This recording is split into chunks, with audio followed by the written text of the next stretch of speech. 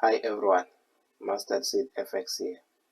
In this video, I'm going to analyze the EURUSD that we last analyzed last time. I just want to continue because the approach is more or less like on the previous video I just did on the USD chart. It's just that this one, I chose it because it has a very important lesson that it is very easy to ignore when we are a trader and when we are excited, especially maybe finding something that you see that it's actually paying off if you are disciplined. Okay, let's dive into it. So as you can see here guys, that this is the downtrend, the main trend, and this trend for me here is more or less like a reversal of this main major trend. It's just that also even that reversal, even if here it's still a reversal, it's going to have highs and lows, highs and lows, highs and lows. And you, as a trader, you want to mark your market, for instance, in this case, you want the market to give you a high, move away for 5 hours, then you mark that place as a high. It comes, it gives you a low. It moves away from that low for 5 hours, you come and mark that low. The moment it closes above that high you marked previously, that's your first leg, you do not enter the market. You wait till it comes and gives you another high again.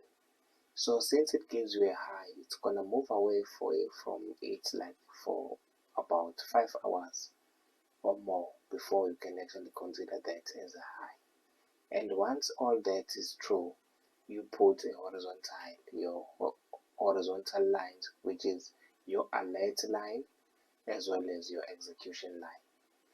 Then your market will, while it's away from the high and the low that you previously marked, it is in a state that we call a no trade zone. What is a no trade zone? It's a stage, a position where the market is trading in between the high and the low. What are we then waiting for? We're waiting for this market to close above this execution line, which is this wick it gave when it made this high. And indeed, it gave us a good close above the execution line with a very long shifting candle. So now, ladies and gentlemen, I want to issue this warning on this trading strategy.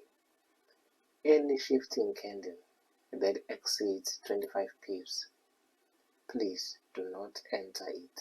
That, like almost 70% of the time, any candle, especially in Forex, that exceeds 25 pips is going to be retraced almost 50% of it. Let me make an example with this current candle. This current candle is 30 pips. And look at where the market is. It has retraced now back to it has retraced like almost 18 pips. So then the question is, when is the right time then now to execute this trade? And if you already executed right here, what's the danger of it?